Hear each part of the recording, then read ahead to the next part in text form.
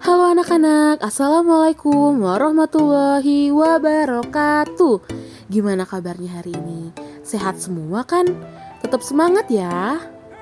Hari ini kita akan belajar tema 4, subtema 1, pembelajaran 3. Sudah siap semuanya? Sekarang kita akan belajar tentang sumber daya alam. Sumber daya alam itu apa sih, Bu?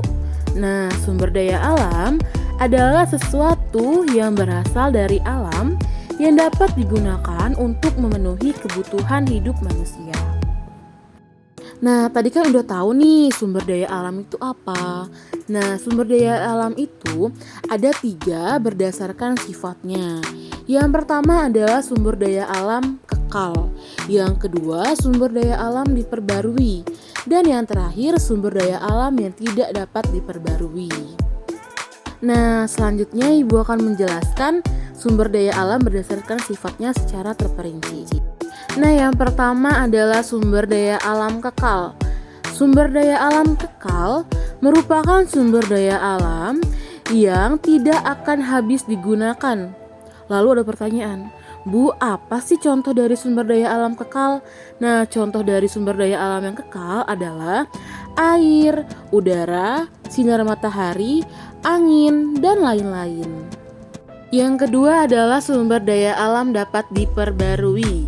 Nah, sumber daya alam yang dapat diperbarui merupakan segala sumber daya alam yang bisa dipulihkan kembali. Contohnya, tumbuhan, hewan, pohon, dan lain-lain.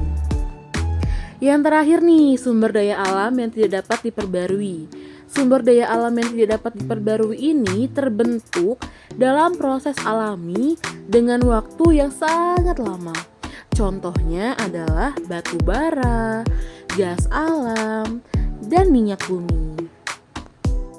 Setelah Ibu jelaskan tadi mengenai sumber daya alam, sekarang Ibu punya tips cara menjaga sumber daya alam.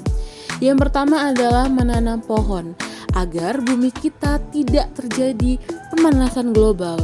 Yang kedua, mengurangi penggunaan. Nah, penggunaannya bisa penggunaan listrik dan lain-lain. Yang ketiga adalah menjaga kebersihan lingkungan. Baik, sampai di sini dulu penjelasan Ibu mengenai sumber daya alam. Kurang lebihnya Ibu mohon maaf. Kepada Allah Ibu mohon ampun. Wassalamualaikum warahmatullahi wabarakatuh.